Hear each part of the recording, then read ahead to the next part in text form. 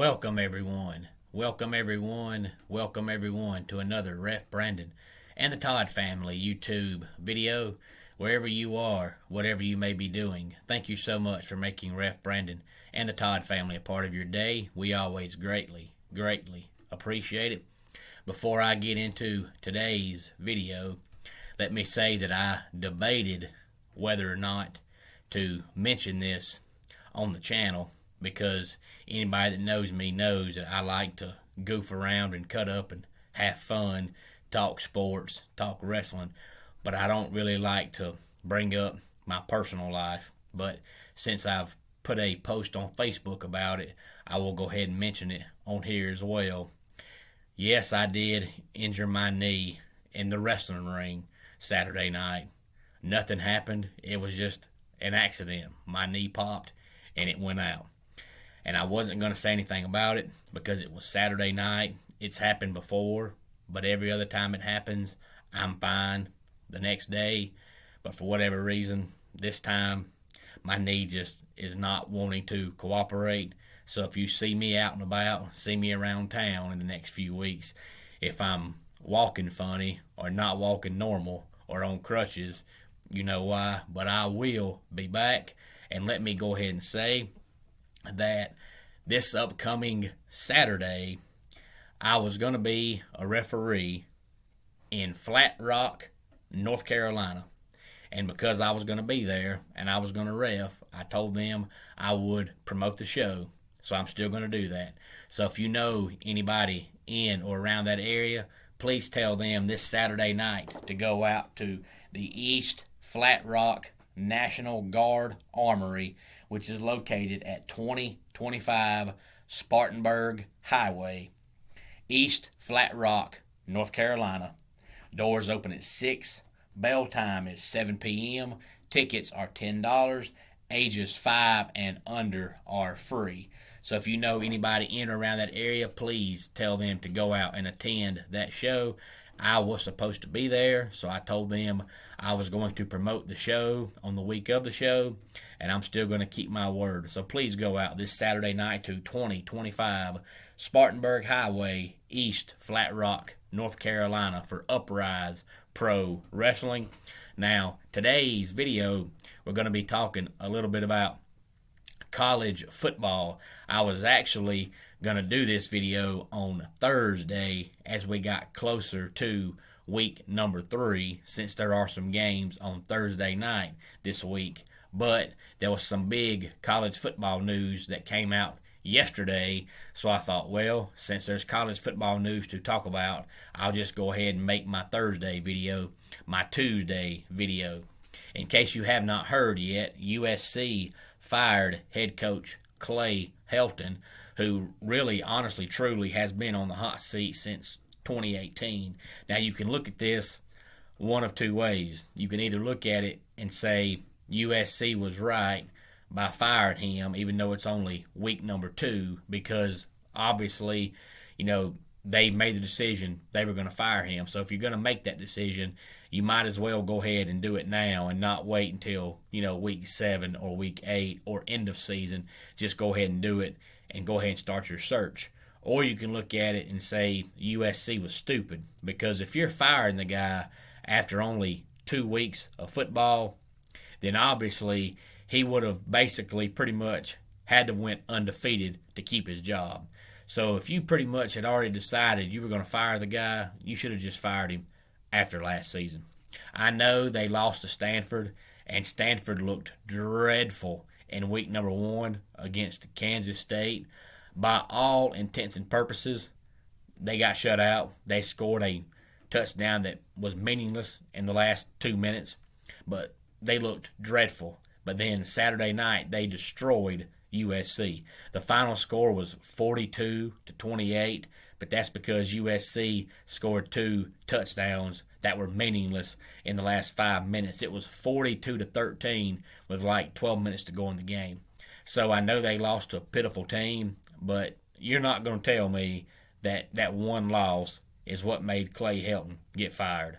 I think they had already decided unless they go undefeated, he was gone. So they should have just went ahead and fired him after last season, because anybody could have told USC they weren't going undefeated. But don't be surprised if their next head coach is Luke Fickell. And the reason I say that is because USC's AD used to work for Cincinnati, and he's the one that hired Luke Fickell at Cincinnati. So don't be surprised if Luke Fickell is USC's new coach. I'm not saying he will be. I'm just saying he would be my top choice, and he's the man that I would say will be their next coach. And if it's not him, I would say Matt Campbell would be option number 2. But it's amazing how you look around the landscape of college football, and all these teams nowadays, they hire a coach, and if they're not winning in year 3 or year 4, they want them gone. You look at Iowa's Kirk Ferentz. It's his 23rd season coaching Iowa. Now, he wins right at 8 games a year, which most programs would tell you that's not good enough. But to me, continuity is important. I've always said the reason why Clemson remains a top 5 team is because not only has Dabo been there so long, but he's had Tony Elliott on the offensive side for years. He's had Brent Venables on the defensive side for years. To me, the only way you're going to stay relevant is to have continuity. 8 wins a year may not be enough for a lot of people, but I'd rather win 8 games than I would win 6 games. Maybe that's just me. I don't know. Look at the NFL. The Pittsburgh Steelers have been around forever, and they've had pretty much 3 football coaches: Chuck Noll, Bill Cowher, and Mike Tomlin. And one of the best teams in football year after year is the Pittsburgh Steelers, because they don't panic and make a coaching change every time they have a bad season. And Iowa's been very patient with Kirk Ferentz, and he continues to, in my personal opinion, overachieve, because if you look at their talent level every year, they very rarely have a top 40 recruiting class. Sometimes they're not even top 50 recruiting class. So if you barely have top 50 talent, but you still win 8 games, to me that's overachieving. But at most programs, if Kirk Ferentz won 8 games, he'd be gone by year 3. And you look at programs like Tennessee, programs like USC, programs like Nebraska that were so used to winning back in the day, all they're doing is cycling in head coaches every 2 to 3 years, and everyone they get sucks. They would kill right now to be able to win 8 games a season. But as I said, to me, USC's top 2 candidates are Luke Fickell and Matt Campbell. Also, Boston College announced yesterday that their quarterback, Phil Jurkovec, may be out for the season. He had surgery, but they're not saying for sure he's out for the season. And I hate that, because Phil Jurkovec is actually a very good quarterback that doesn't get talked about because of the fact Boston College is not flashy. They're kind of a boring team to watch. But Jurkovec is actually a good quarterback. But this day and time, when somebody gets injured, you can't tell. If you follow Clemson, you know their backup quarterback, Tyson Pumachon, he tore his Achilles tendon in the spring game, which was April. And it used to be if you tore your Achilles tendon, you were done for at least a year. Well, he tore his Achilles tendon, and he was cleared by week 1. So he was only out for a little over 4 months. So this day and time with injuries, we've came so far with doctors and everything nowadays that you could have a serious injury and be out 6 months, where it used to be if you had a serious injury, it took you 2 to 3 years at minimum to be back to 100%. And there's some opening lines for some games this weekend, and a couple of them surprised me. One of them is Clemson. They're actually favored by 28.5 points over Georgia Tech as both teams start conference play this weekend. I know Georgia Tech is not very good, and I know a lot of it probably has something to do with how bad Clemson beat Tech last year, but to me, last year's game shouldn't matter. Last year's game is irrelevant in 2021.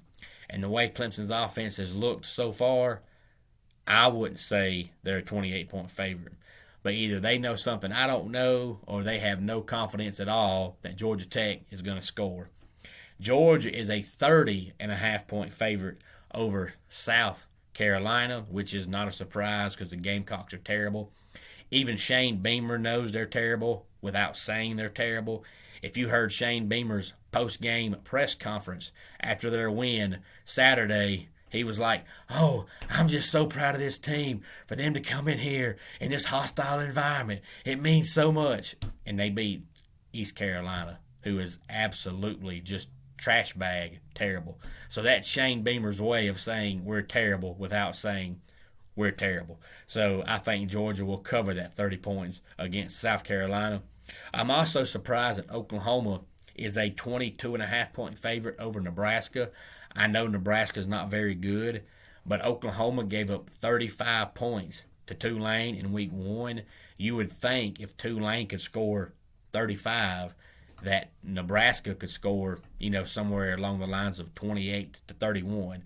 So if Oklahoma is favored by 22.5, that means they're pretty much banking that the Sooners are going to score 50 plus, and I just don't know if they're going to score that much. But they might. It's possible. Then you've got Alabama favored by 15.5 over Florida, and you've got Penn State right now with their big whiteout game coming up Saturday night, favored by 6.5 over Auburn. Of course, it's just Tuesday. Some of these point spreads will probably change one way or the other by game time, but they won't change a whole lot. But I just want to know if anybody had any thoughts on any of those point spreads. Those are just a few of the big games coming up this weekend. And I know you might say Georgia and South Carolina is not a big game. Clemson and Tech's not a big game.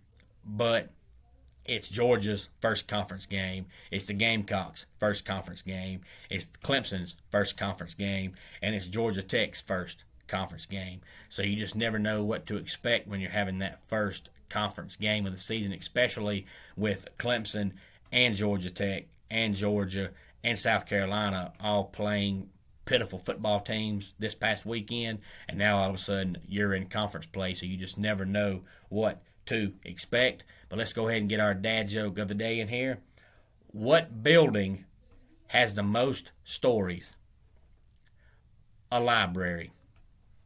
And don't forget, tomorrow's video, since it's Wednesday, will be our weekly top 10 countdown. Until tomorrow, it's Ref Brandon saying, just like in pro wrestling, life can be over by the count of 3. Tell your friends and family how much you love them. Bye.